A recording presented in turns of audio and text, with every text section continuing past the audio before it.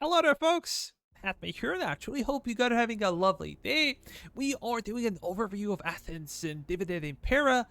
Athens belongs to polises, or small city-states, instead of a wider group of Greek factions that include the colonists over here, and more famously, Diadochis.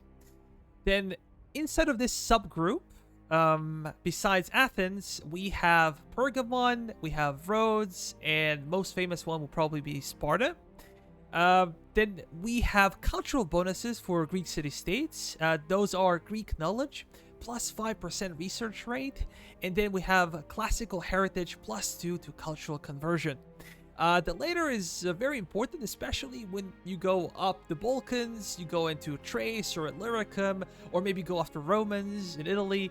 This is where culture is not dominant anymore, and you need to put some effort to convert those people into your own cultural group. Then, when it comes to faction bonuses for Athens, we have School of Hellas, increased research rate. And in combination with Greek knowledge, you have really high research speed early on. If you decide to go for military or civilian branch, this will benefit you greatly. Then we have naval prowess, increased experience rank for Hellenic ship recruits, and the debuff would be military decline, increased non-mercenary recruitment costs. Well, this is in accordance to our perception of Athens in history. They had tremendous navy. They were very famous for it, while their land forces were not as good. I would say that this debuff is quite significant. The reason for it being that you only have one city, like your city-state, Athens, and you start off as a client state to Macedon.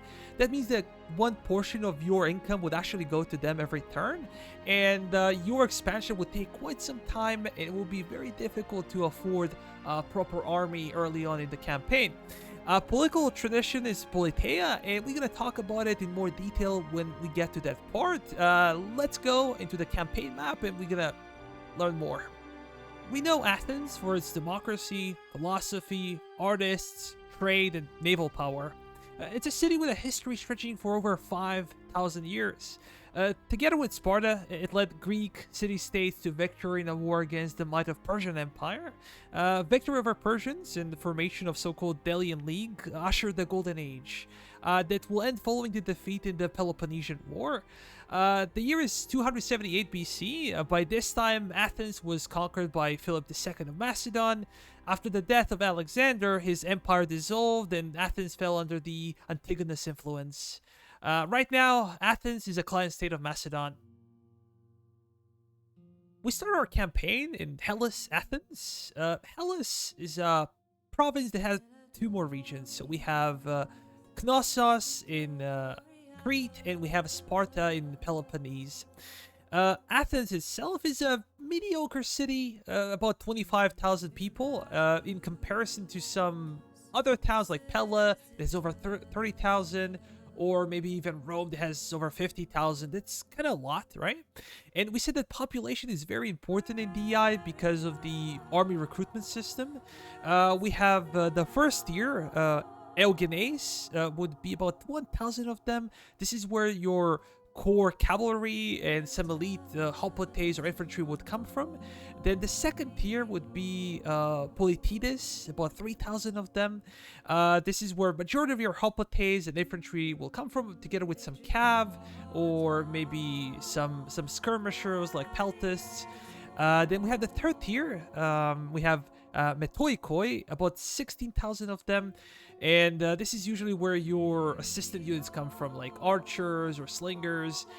And the problem is that early on we do not have many use case for Metoikoi population. Maybe a bit later after some military transformations. And the fourth tier would be Barbaroi, or foreign citizens, and we have about 5,000 of them. Again, it will be difficult to find use case for them, but I hope we can do something during the campaign.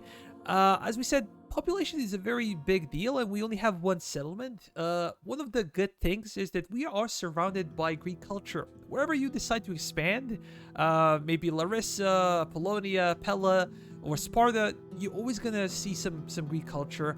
This will make our life much easier because we could probably get about 2 full-size armies. If we balance out the population, this should be it. We should not forget that our navy is also very important, and this will kind of be an issue.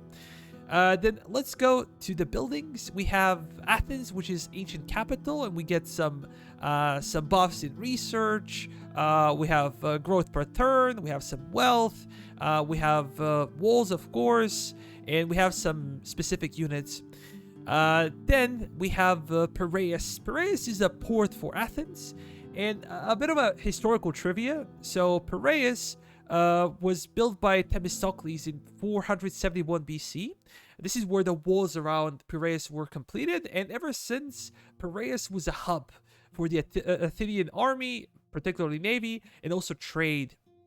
Then, during the First Peloponnesian War, Athenians started construction of long walls. Here it says, the long walls protect, the port provides.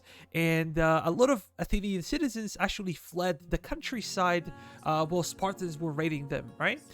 And I think that they were never breached, if I remember correctly. Even today, Piraeus is one of the biggest European ports. But back in the day, it just helped Athenians survive, because many people think that Athens is connected to the sea. No, at this time it wasn't. It was up in the hills. So it's a really cool piece of history. Then we have Agora, and it's kind of a difficult thing to recommend what to build. I usually play on hard difficulty, so population happiness is a big concern. Public order buffs are really good, and I would usually recommend City Center for that, because you get a bit of extra money, you get population growth, you get some extra garrison, you can take this one if you need food, so you can do different types of things, of course. Then we have muster field, our military building. We can build it up to be a military barracks, and this is what you usually do. It lowers down banditry, it increases the second-class citizens, which is kind of important. We said they're probably the most important population tier. You get some extra garrison, and you get a bunch of new units, especially cavalry and good hoplites, some skirmishers as well. Then we have Mercenary Camp. Mercenary Camp is kind of interesting deal because it allows you the access to some unique units like Phalangites. And Phalangites are very important, maybe not versus players, but versus AI. They can really carry the day. You are also being outgunned by your neighbors. If we talk about Macedonian roster, it's significantly better than Athenian early on. If we talk about Epirus as well, if we talk about Spartans, they have better hoplites than you do. So you're kind of outgunned, and this one would help you kind of even the playing field. The problem is that you can see that they're all kind of washed. All the names of the units are kind of washed beside the Scythian archers, pardon me. Why? Because they belong to military reforms, Tyria reforms. Tyria reforms come at the turn 50, I believe. And before that, you would not be able to use any benefits of Mercenary Camp. So, something to build in the future for sure, but early on, I would recommend just going for military barracks. The city of Athens has no resources, but there are plenty of resources to be found around Athens. If we start off with Knossos, we have fish. Then Sparta has marble. We have olive oil in Larissa and wine in Apollonia. If you're willing to go a bit further to the north in the Balkans and Thrace, you can have slaves in Odysseus, which are probably the most lucrative type of resource. In Naissos, over here, we have silver or lead, and Epidamnos in Illyricum would give you copper. So there are plenty of resources to collect if you can expand in the right way. When it comes to wonders, they give you a lot of buffs. They're really good. In the north, we should have Sanctuary of the Great Gods in Polpodiva. Polpodiva is being held by a Celtic tribe, Tolistobogiai, I believe. I'm not sure if I pronounced this name correctly. Then, of course, we have very famous Zeus at Olympus, and here it is. It's kind of a dark because it's winter season to begin with. Then in Asia Minor, we have Ephesus. Ephesus has Tomb of Mausoleus, and on top of that, we also have marble as a resource. And then, of course, the famous Colossus of Rhodes. Um, Depending on what you want to do with your economy and maybe where you're expanding your realm, you're probably gonna rely mostly on trade and manufacturing. You're gonna need some food, but I don't think that agriculture will bring you a lot of money. Um, I would also invest in culture if you're going after wonders, because wonders give you a lot of passive bonuses to culture, and that will be a good way to expand as well. We start off our campaign as a client state, but what does this exactly mean? Well, first, it has financial consequences. Every single turn you pay a percentage of your income as a tribute to Macedon. The second thing, and maybe even more important thing, would be the fact that you are open to get into war with other faction if Macedon enters the war. So you're gonna get a small prompt, and they're gonna ask you if you are willing to join or not in that war. If you say yes, your clan status will continue to exist. You're gonna still pay tribute. If you say no, you're gonna become independent faction and no more tribute. But contrary to what most people believe, this will not trigger an immediate war against Macedon, so you don't have to worry. Of course, this will not be seen as a friendly gesture by Macedonians, especially not if you do it first 6 turns of the campaign. This will be seen as kind of knife in the back, and they're very friendly with you right now, but things might change if you do that. Other factions might also see this as treason, so your reliability rating might drop a bit. But not be too bad though, so don't worry. You can still maintain friendly relations with Macedon for as long as you like, if you're willing to bribe them with some money. Then when we look at the factions, we're surrounded by mostly Greek city-states, but something is very interesting. We have this. It says same blood. So, for example, with Aetolian League, with Pergamon, with Sparta, we have same blood. This means basically that we belong to the same tribe, and if we like to, we could potentially confederate. Although I never managed to confederate for a simple reason, these factions will like to keep their independence, which is natural, and the only time they might be willing to confederate with you is if you have a great relationship with them, number one. Number two, you're a superpower, and number three, they are threatened by another superpower to be completely erased from the face of the earth. So I never did it myself during my campaigns, but it is a possibility. When it comes to actual friends, it's a funny deal because Spartans are your original friends.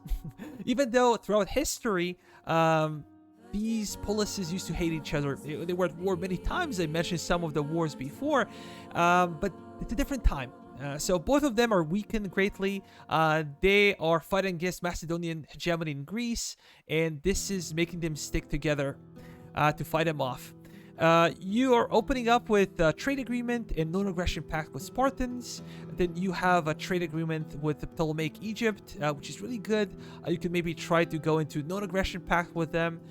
We have Aetolian League, pardon me.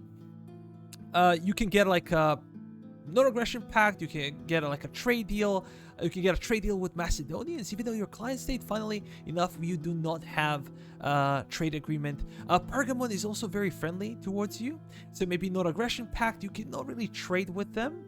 Then I would advise you to get and see Romans as soon as possible. Regardless of what you try to do with your expansion, you want to go towards Rome or you want to go somewhere else, you need to discover Rome and you need to be friendly with them, because this could be very, very big problem for you if you don't do it early on. But you also have to be very careful of what kind of alliances you sign and what kind of treaties you sign, because whenever you close a deal with a faction, maybe trade agreement, non-aggression pact, military alliance, whatever that is, your status will be elevated. So all the factions kind of have a bar, as you can see. It's a balance of power thing, and does not only refer to your military or territorial control, but also refers to your status among other factions. So the more negotiations you have with other factions, it will elevate your status. That also means that higher the difficulty of your campaign, the more likely are random factions to declare war on you, because they see you as a weak link. And in order to prevent this, the more friends you have, the more difficult it would be for them, or less likely they will be to declare war on you. But it doesn't mean that if you're gonna fight Spartans early on, that you should remain with their deals, or that you should get deals with the Aetolian League if you're gonna declare war on them in turn 1 or turn 2. So be careful, but also be smart with your decision making. Good luck.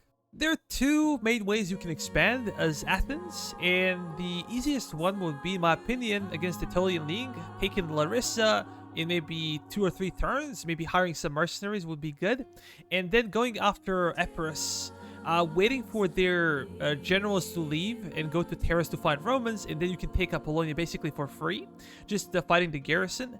After you take Apollonia, you can just stop, maybe send a spy over there to discover Romans, and now you're at war with Epirus, and they are too, so maybe you can make some kind of deal, trade agreement, non-aggression pact would be ideal. If you decide to stop here and wait for the Romans to declare war on Carthage, you can be somewhat safe. It doesn't mean they're not going to declare war on you, but depending on the difficulty you play, of course, then maybe you can focus on Macedonians and try to destroy them. If their armies actually abandon Pella and go somewhere else, you can take Pella with relative ease. It's a walled settlement, but could be good. You can unify the province of Macedon. That would be awesome. You're going to get some actual resources. That would be great. The problem, ever since from here, would be that you're gonna be potentially attacked from the north. There are Trajan tribes, there are Illyrian tribes, there are Celtic tribes, and they're not gonna like you very much. So try to use some diplomacy. Maybe if you're fighting Macedon, this could help with their diplomatic relations. Try to be smart and try not to fight, because fighting your way through Thrace or Illyria would be much more difficult, because culture is not yours.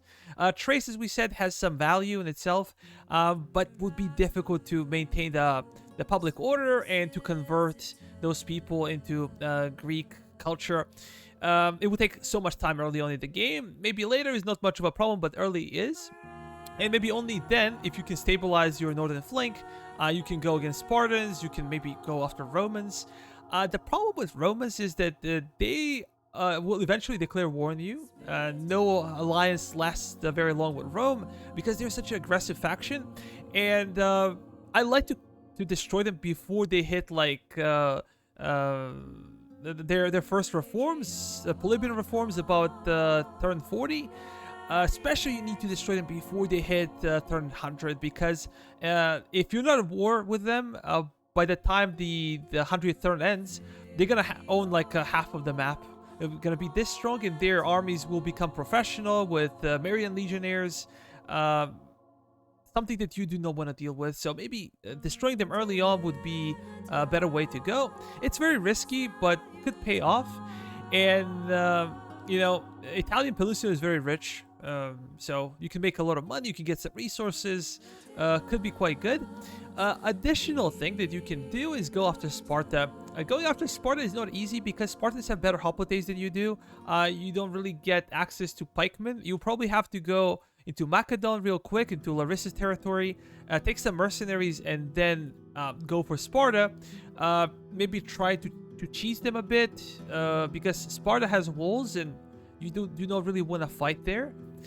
So it will be difficult to take them early on, but you can, and if you do, you're gonna get the Wonder, which is great. You're gonna get Marble as resource, and then you can go on your island hopping campaign, going to Knossos, Crete, then stabilizing it. Again, Knossos is difficult to take because of the walls, but will be easy to defend. And you're gonna get some fish. Then you can go into Rhodes and Ephesus. Rhodes has no walls, but then will be, you know, prime target for enemy navies, and you're gonna get some wonders, right? This could help you a ton. Maybe then Pergamon, maybe even trying to confederate, because they're very friendly towards you. Then you can expand wherever you like. Huge thing about this movement would be the fact that you're only gonna discover Greek factions. So your replenishment will be high. You're gonna be able to recruit proper Athenian armies, and the only issue would be lack of funds at the beginning. So you need to pay for a very strong army or two, and you also need to pay for a navy to kind of ensure that your armies can get there. Not gonna be easy, not gonna be cheap, but this could help you a ton. This could allow you to quickly move through these regions because you do not have to pacify them. It's a kind of a big deal. Our family is Boli, and you don't really get to choose your own family as you can do with some of the major factions like Romans or Carthaginians. Our government type is Politeia. Politeia is basically democracy, and these are the effects. So, plus 20% public order penalties due to the presence of foreign cultures, minus 10 loyalty for all political parties, which I think it's a huge debuff. Plus 3 public order, plus 5% tariffs on trade, and minus 10 upkeep cost for all armies. And this is pretty good considering that our regular troops are kind of more expensive than for the other factions. Depending on the difficulty you play at, I would usually recommend going for oligarchy, especially if you're playing on hard and above, because oligarchy would give you plus 15% civil research rate, and usually you focus on civil research, especially in higher difficulties, to control public order and stuff like that. Then we have plus 20% slave at rest. This should not be a major deal unless you have a lot of slaves. It's up to you. We get the plus 5 loyalty for all political parties. So look at this. This is 15 swing from minus 10 to plus 5. It's a huge deal. If you get oligarchy, you're not gonna have to worry about those factions and what they do, what they say for quite some time until you get to like a very high Imperium level with all the debuffs. Then we have plus 10% tax rate, and I think this is bigger than upkeep cost for all the armies, so definitely something to keep an eye on. And plus 5% recruitment cost for all the army units, and it kind of nullifies this, but it's okay. I think that oligarchy is probably the best, but if you want to stay true to the Athenian diplomacy and democracy, you can stay with Politeia. No big deal. Important thing to understand is for Athenians, the best influence percentage would be between 60 and 69. Look at this one. We're respected, but if we go over here to beloved, it will be like plus 6. From plus 3 public order to plus 6.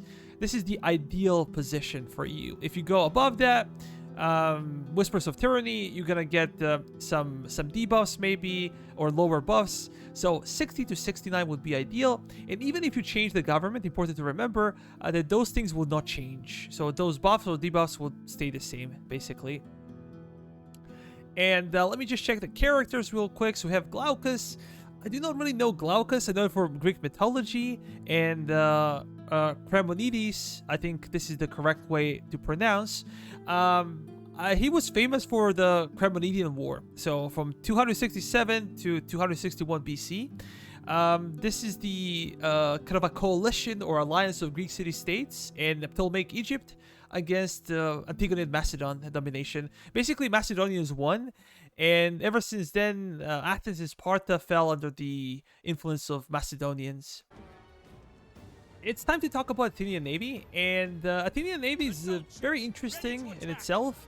There's something special about it in the sense that you expect more of a roster from what we have over here, especially when it comes to skirmishing component.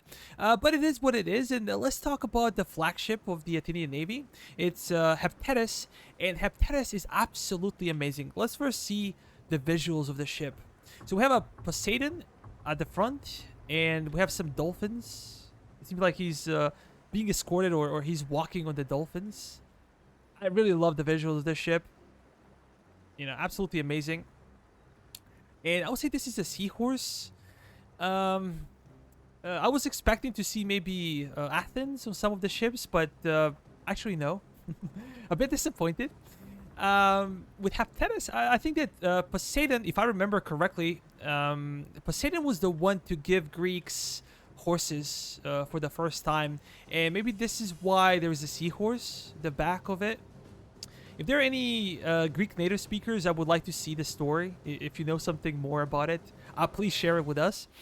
Anyways, this ship is so phenomenal, and what makes it so good, besides the visuals, of course, is the fact that it's carrying 180 Marines. And Athenian Marines are some of the best in the game. I'm not sure if there are any better Marines, but they are so strong. Look at this. So they have melee attack of 11. They have weapon damage of 28, which is quite high. Melee defense is 16. Amazing. They're more. They're closer to like a hoplite unit. And their armor is 35. They have awesome shields. They look great. They have some ammunition to throw at the enemy. So very impressive. But what makes this ship so strong would be its ship health of 2,000. It's probably one of the best ships in the game. I'm not sure if there are any ships with higher HP. I cannot remember. Maybe Rhodians have something that can match them, or maybe Carthaginians. I cannot guarantee. You can correct me if I'm wrong. But such an amazing ship, really. You have 2 towers, one at the front, one at the back, and they're gonna use their fire arrows to deal with enemy ships. So really, really amazing. If you go into your campaign, and you upgrade your admiral, you upgrade your navy, you do some of the research as well. Your HP could be insane, like 2,600 to 2,700. The only problem with the ship is insanely expensive as well to recruit and to maintain. Absolutely bonkers. But you don't have to use it only for admiral. I use it for as my flagship, as an admiral ship. You can just use it as a normal ship. If you're in later stages of the campaign, you have a lot of money, for sure go for it. Go crazy. They are so powerful. The next one on our list would be Hexeris. This one is slightly inferior, still nicely decorated, but has 160 men, 60 Marines. They're exactly the same.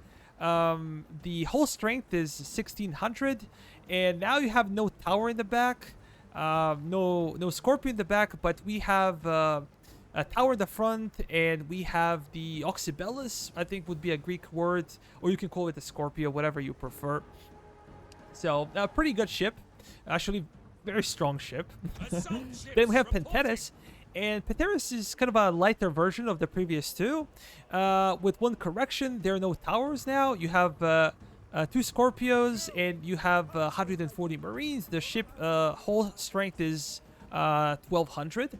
Then we have this one, Teteris, and it has 1,200 men on board. You have 2 Scorpios, one at the front, one at the back. The ship health is 800, so probably the bang for your buck. Depending on the prices and what you can afford, would definitely recommend these two for the most part. And then we have Trieres. They're not so good. Nothing so fancy about them. They have 80 men on board, no fancy equipment, no towers, no Scorpios. Health is only 600, so not impressive. Then we have Firepot Dieres. These basically have those small fire pots to ram the enemy ships, which is pretty cool. But Marines, not so special, no additional equipment, only 60 of them, and we have a Sword Dieres with no pots, exactly the same, nothing impressive. And then we go to the skirmishing ships. This one is Scorpio, and you can get your admiral with this one, but I would stay away from it. Only if you're trying to save some money, you can go for lower upkeep. Just not that good, in my opinion. Not that good.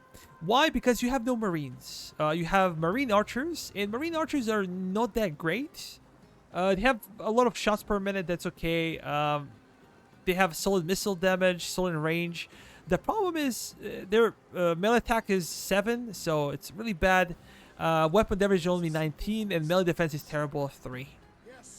The only thing that can hold them in fight for a bit longer would be armor of 20. And their health is only 72, so really subpar unit. I would stay away from something like this. One of the most controversial type of ship in the game, in my opinion, and for the Athenians as well, would be light artillery ship. So light artillery ship is really cool because it has HP of 1000. Not too bad. If we look at this one, has you know, stone thrower, which is really good. You can target enemy ships. But the problem is it's not very accurate. So if you go against enemy ships, there's a good chance that you're going to sink some of yours. It happened to me many times, even with direct control. So be careful how you use it. I would just recommend using the stone, not the fire version. What is really cool about them is that they have 140 Marines on board. These guys might not be looking as Marines, but they are Marines. They have exactly the same stats as the Assault Marines that we've seen before. With one small correction, they have no shields. So their armor is only 30. I say only 30, but look at their... Like, they're missing helmets. They're missing tunics. I'm not sure if they have any range attack. Any pilum? I don't think so. I don't think they have it. But look at these guys. They look so much more impressive, but the stats are no different. Just armor is 35 and 30, probably because these guys have no shields. So it's kind of a visual thing, but they're pretty strong in melee. And I would say that this unit would be the best when it comes to kind of coastal battles or besieging port city, you know, walled city. They would be quite good. And I also think that this one cannot run out of ammunition. I've been firing during some of my campaigns in the past, maybe not with Athenians, but I've been firing from these ships for forever, and they seem like never to be running out of ammo. Again, I might be wrong, you can correct me on this, but they have so much ammunition, and this is where I think they shine in coastal battles, coastal cities, coastal ports, but in the naval combat, I don't think they're really good, and their problem is price tag. Very expensive to maintain, one of the most expensive ships to have. On this side, we have just marine archers. Ship health is 550, 100 of them. And here we have 80 of them and 400 for ship health. But as I said before, I would avoid skirmishing ships. I was hoping to see like slingers on board or peltists or something like that will give you some kind of diversity. A very humble roster when it comes to numbers. I would primarily focus on assault ships if I were you. I think they're much better than support ships. Tell me guys what you think. Finally, it's time to talk about the Athenian army. Athenian army, as other Greek civilizations, has 2 reforms. We have 3 reforms that turn 50 and Imperium level 3, and then there are Thorax reforms that happen at the Imperium level 5 and turn 120. We're going to start off with artillery. So we have stone throwers or ballista or whatever you prefer to call this thing. It's kind of the same for all the factions. Great missile damage, great range, really good against concentrations of enemy forces. It's excellent against the walls of the settlement. I would usually just use the stone, not the fire ammunition, because I think fire ammunition is quite inaccurate. Deals more damage to the buildings, but lacks accuracy, so you're gonna hit less. It can help you lower down your siege time of the enemy settlements, so quite a useful thing. Then we have automatic ball throwers. These guys cannot be moved, which is kind of interesting. And we have bolt throwers. These guys can be moved, but besides that, the difference is that these guys have prolonged range and damage, while these guys have much faster fire rate. So it's only 2 for these guys. For these guys, it's 6 per minute. So they cannot move. They fire faster. They have less of a range and attack. Well, these guys can do more damage over time and can be moved. Then let's go towards the archers. So we have Greek archers. Nothing special about these guys. They're normal archers, 15 damage, range is 165, which is kind of standard in this mod. 15 ammunition, 5 shots per minute, so very basic archer unit. Almost no armor whatsoever, terrible melee stats. They come from the 3rd tier of the population, Metoikoi. Then we have a very interesting unit. This is from Scythian archers. Scythian archers come from a mercenary camp. You have to build it, and these guys are kind of the same as previously mentioned Greek archers. What separates them would be their melee prowess. So they, I think, have probably axes to fight with in melee. They have armor of 20, which is quite a bit better. Their melee attack is better. Their charge bonus is quite good considering it's just an archer unit. Weapon damage and melee armor piercing damage is 13, which is insane. So very interesting unit. Not great as archers per se, although they can take some fire because of their armor, but they can be quite good in melee. Then we have Athenian archers. These guys are better than the previously mentioned archers. They have a bit more missile damage. They have better range. They have more shots per minute. But their armor is 20. Their melee performance might not be as good as of Scythian archers, but they're better overall as archers. And then we come to very famous Cretan archers. Cretan archers at the first sight are nothing special. If you look at their range, is actually the worst of them all, only 150. Their missile damage is 18, which is higher, and the secret of their success would be 9 shots per minute. So while kind of normal archers have 5, these guys have 9, and they have higher missile damage, as we said, so they can fire their shots faster. They can do a lot of damage early on. Their only downside would be range, and they have armor of 20. They have solid morale. They have solid speed. They have solid melee stats, but their melee stats, I would still say, are not as good as the Scythian archers. So I'm not quite sure how to feel about Cretans, to be honest. I usually recruit them only once during my campaign. I just like to have them in my roster. Then we have Greek Slingers. Greek Slingers are not a bad unit. They have really good range of 190. They have small shields that should protect them versus other skirmishers. They have 11 missile damage, which is not great, but not terrible. 20 ammunition. They have solid weapon damage. Kind of bad melee attack, bad defense. Non-existing armor besides the shield, so not gonna last too long in melee. We have Rhodian mercenary slingers. These are mercenaries, the same as Cretans, so you can only recruit 4 of them during your campaign. But these guys are really good. 215 range, insane range. Missile damage is 13. One of the best slingers in the game. I would say there are better slingers. Balearics are probably better due to their armor. These guys have no armor, but have okay-ish melee stats. You just should not be using them in melee. Overall, they're there for their fire abilities. They're excellent in your surroundings because you're going to be fighting maybe Spartans, Macedonians for sure, Romans, and the best way to defeat heavy infantry would be with slingers.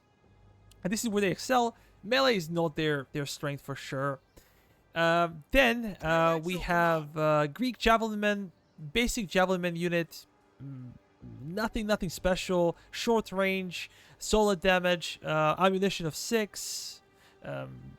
Terrible melee stats, no armor, just a normal unit.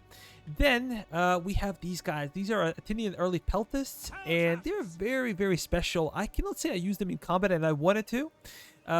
What makes them special is that not only that they are peltists, they have range of 90, have solid missile damage, 6 ammunition. Oh, actually ammunition is 5, so a bit lower than those guys. Their speed is 4. And what is so special is that they have shields on the side. They're very small, and they resemble a pike unit. Their spears, these are not pikes, they're spears, and they're longer than some of the hoplites. And I can show you over here. You can see the hoplites have shorter spears, but they do not have sarissas exactly. So basically their prowess would be in melee as well. They're excellent against cav units. They can shred some of the heavier units, and then you can use them on flanks. They're probably not gonna do well in prolonged melee as a frontal unit, but you know, on the flanks can help with cavalry. They're really interesting. Their armor is 20. They have melee attack of 8 and melee defense of 16, so quite a strong unit. And they have some armor piercing damage as well. Then, once you get into the Trio reforms, you can get Athenian Peltasts. And Athenian Peltasts are really good. They have 6 ammo, and they have melee attack of 9 and melee defense of 14. So they have a slightly better attack than these guys, but a slightly worse melee defense. Their armor is 30 though, and they're quite good. Quite good. Speed is still 4, which is good for this type of unit, and would definitely recommend it. So pretty good. Not cheap though. Not cheap. On this side, we have mercenary Trio swords. In order to get them, you need to get those mercenary barracks. But they're quite good. 300 men, 9 melee attack, 14 melee defense. They have kind of low charge bonus, but weapon damage is okay-ish, and their armor is 20. Morale is 43, which is kind of good. They're excellent in multiplayer, if you like to play it. I play it occasionally. Not a great player, though, but I like to use them. Quite good unit, would recommend for sure. Not expensive as well. And then we have Mercenary Thorax Swords.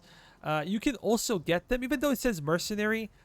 These guys are not mercenaries. It's not like you can have only 4 of them. Whenever you have this sign, that means that they are actual mercenaries. So you can recruit as many of them as you like, but usually their recruitment is a bit slower. For normal units, it's only 1 turn. For these guys, would be usually 2 turns, so it's kind of a downside of these special units. And of course, you have to go through Thorax reforms. That's 120 turns. Melee attack is 14. Melee defense is 11. Solid charge bonus. Armor is 38.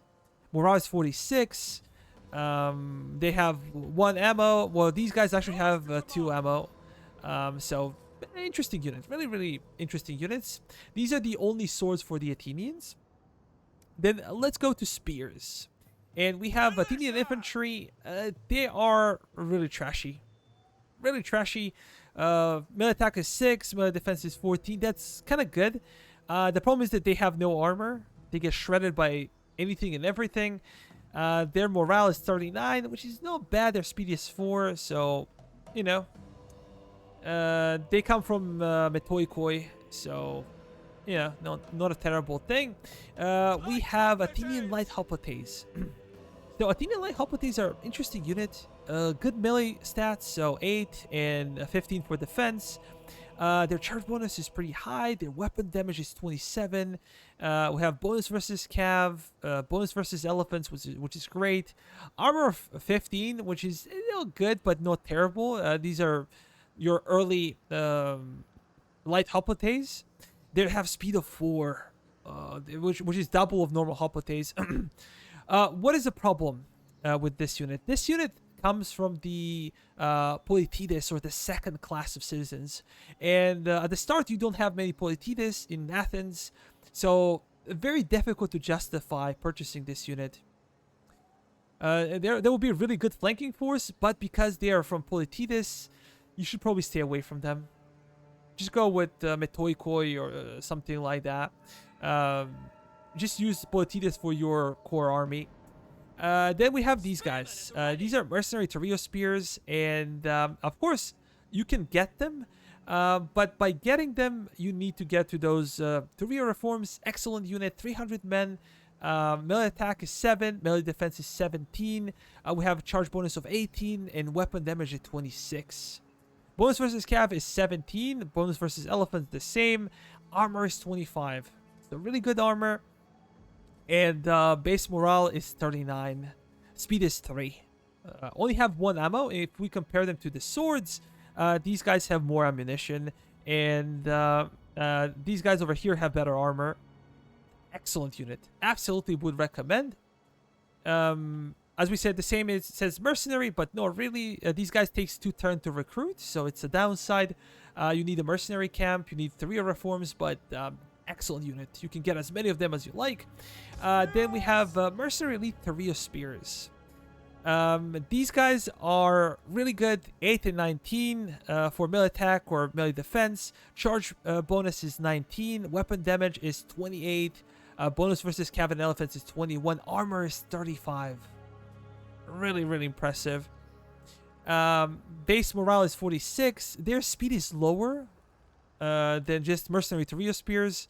But, you know, it's a very, very powerful unit.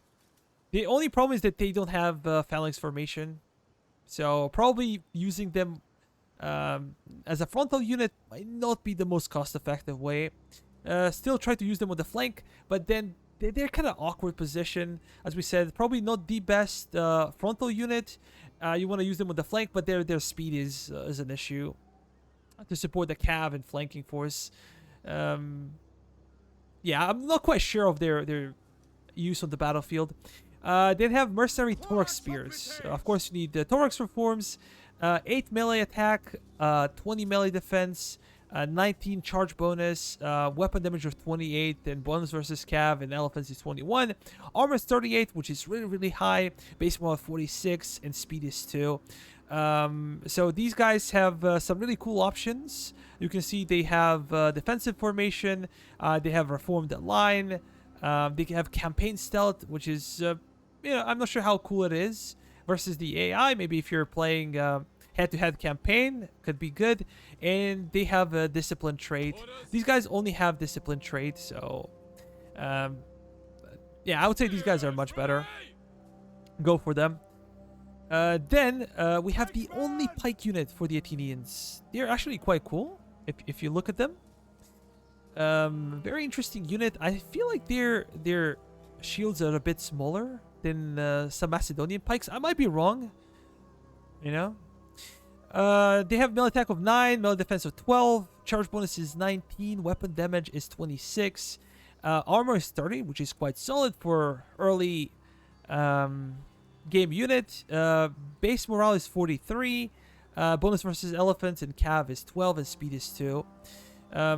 Nothing unique about this unit. It's kind of a generic pike unit, and because it's the only unit that Athenians can bring that has phalanx formation and Sarissa's, definitely worth getting, but you need to go into mercenary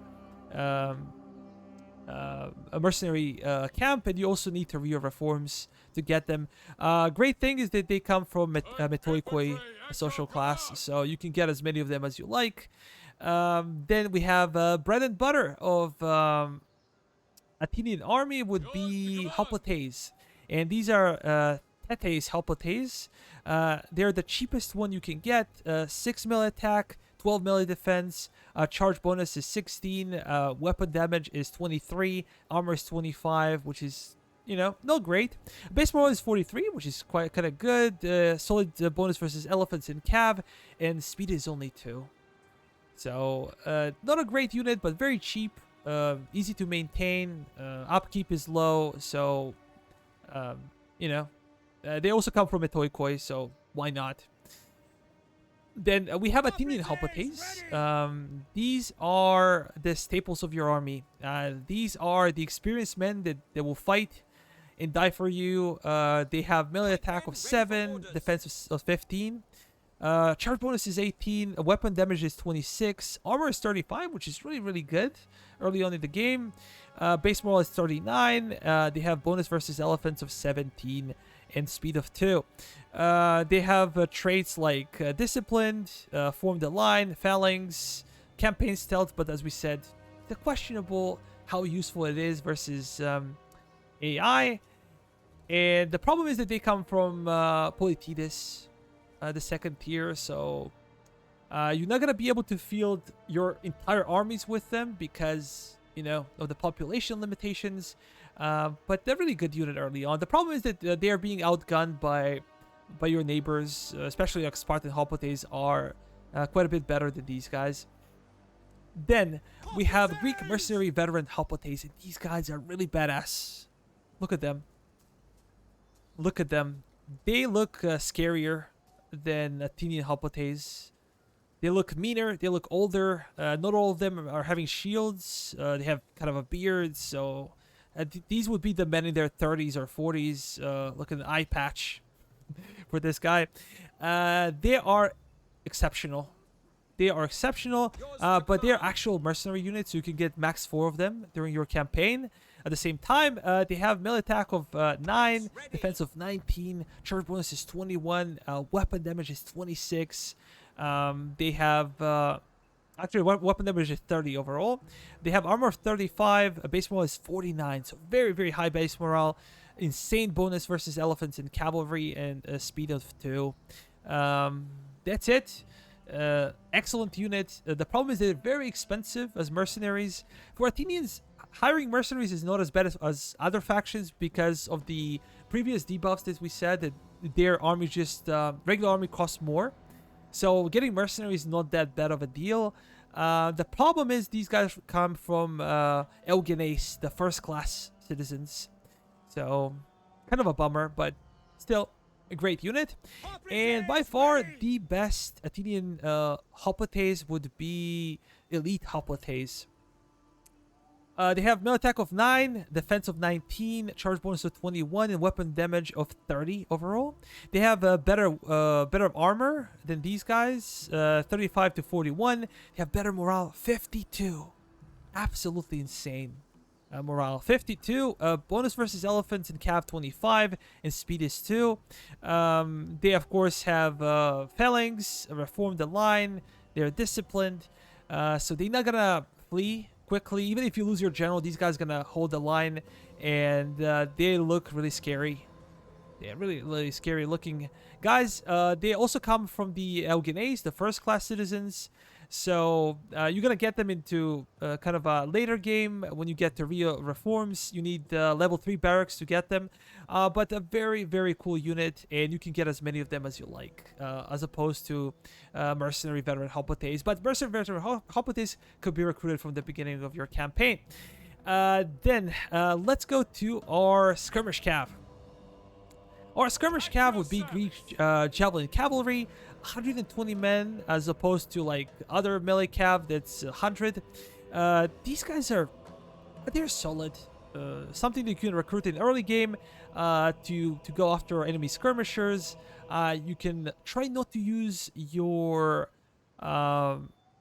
javelins early on in front of the enemy. Just try to go around the enemy, into the sides, in the rear of the heavy enemy units, and you can pepper them with those javelins. Speed is 8, which is great. They of course have firewall moving, so they also have a Parthian shot, which is in my opinion really really important for cav unit. That's also skirmish cav unit. Their melee attack is not great. Their melee defense is really bad. They have armor of 4, so charge bonus is okay-ish. Weapon damage is quite high, of 33, but overall solid early on unit. Nothing that special. They come from Politides, the second class citizens, I believe. Then we have Athenian Tarentine cav, and I also believe they come from Politides, the second class citizens. You can get them after the Tyria reforms, and they're actually really good. They're really good. If you look at them, they look more kind of a melee cav. They're skirmish cav, but you know, medium cav. They have missile damage of 23, range is 95, so it's quite a bit higher than javelin cavalry, and they fire more rapidly than those guys. They have exactly the same ammo, but their melee attack is 13, melee defense is 14. So excellent melee stats for these guys. Charge bonus is 40. Weapon damage is 35. Really high. And their armor is 28, which is quite a bit solid, I would say. Kind of a medium cav unit. A lot of skirmishing potential. Can do a lot of damage in melee, but their HP is usually lower than other melee cavs. So keep an eye on that. And their base morale is 46, which is really high. Their speed is 8. Even though they have additional armor, their speed is the same as these guys, and what is really important is that they have Parthian shot, so they can shoot while running away. Really good feature for this type of melee cav. Not all of the melee cav in the game, or kind of medium cav, has this feature. Some of the Macedonian cavalry, that's more of elite skirmish, has no Parthian shot, and then, you know, makes your skirmish cav kind of useless, running away and kiting enemies. Then we are going to more of a melee focused cavalry, Tarentine cav. These guys are very interesting. They have speed of 8.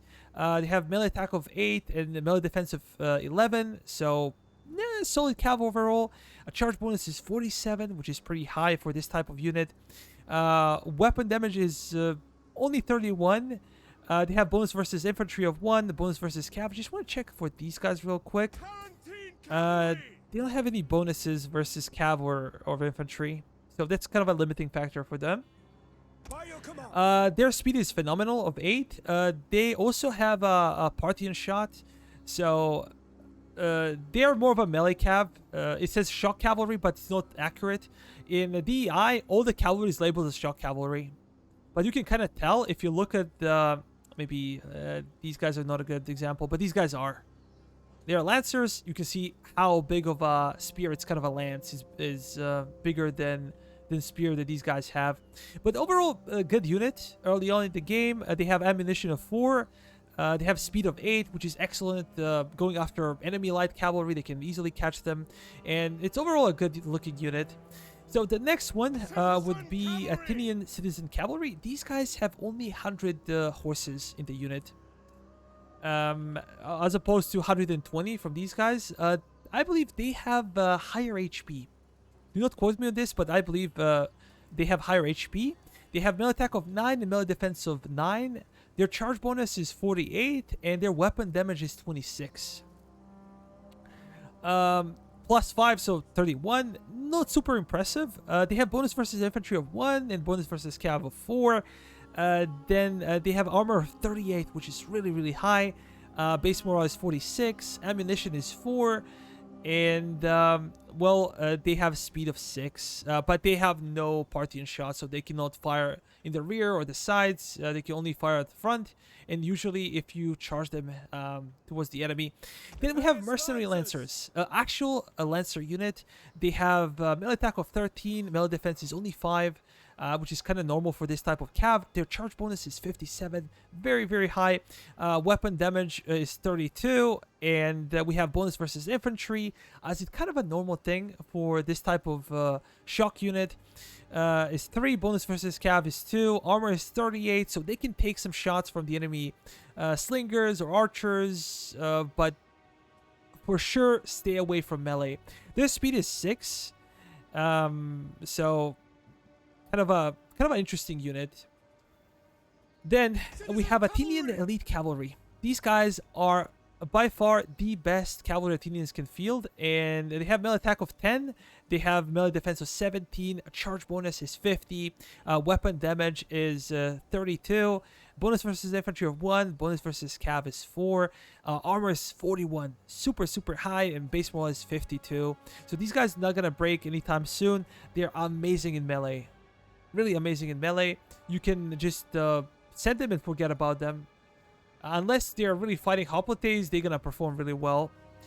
That's pretty much it. They have ammunition of 1 and they have speed of 6. Now you have your general unit. Athenian bodyguard cavalry. Melee attack is 15, melee defense is 6. So you can kind of tell that they are more of a shock unit. And very, very long, how do you call them? Very long spears. Very good looking unit visually. Look at them. Maybe they do not look as royal as maybe Macedonians or maybe Epirus also kind of looks better, but these guys are also badass. They have charge bonus of 60, which is probably the best for all Athenian cavalry units. They have weapon damage was 33. They have bonus versus cavalry of 2 and bonus versus infantry of 3. Their armor is 41. Their base morale is 42, and their speed is 6. Of course, they have Thessalian horsemen, which means that they should be faster, and the horses should be a bit bigger, I believe. But that's it. They have no ability for range attack, even though it kind of says that they have fire while moving. No, not a real thing. Basically, this is your Athenian roster. It's quite interesting. It's lacking in some parts, especially when it comes to good swords. Over here, they have excellent hoplites. They are not as good as their neighbors, as we said before. They only have 1 pike unit, which is a problem. They have really solid spears, especially later on. I would recommend them. Their artillery is basically the same as with other factions. Their archers are quite good. They have two slingers, nothing special. They have interesting peltists in the early peltists and later peltists. They're quite capable in skirmishing and melee as well. They have a really good Tarentine Cav, which might be one of the best missile cavalry in the game. Then they have kind of a solid mix of lighter melee cav over here, and they have some shock cavalry. But if we talk about early game, you are outgunned. Macedonians have pikemen. They have better pikemen. Uh, they might even have better hoplites. I'm not quite sure. They have more of a circular roster, better roster. Especially their cavalry is better than yours. Then Spartans have better hoplites across the board than you. And Epirus has solid swords for a Greek faction. They also can field elephants. So you're outgunned early on in the game, but as you hit your reforms, especially 3 reforms, I think are very significant. You're gonna get better, your roster gets better, and you're gonna be fighting your enemies on more of an equal footing. But that's it when it comes to army review. Guys, I spent quite some time working on it. I hope you guys liked it, enjoyed it. Consider liking, sharing, and subscribing, or even becoming a channel member. I'm doing my Athenian campaign live on YouTube, so come and say hi.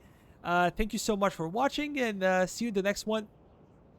Tell me if you have any interest in seeing other factions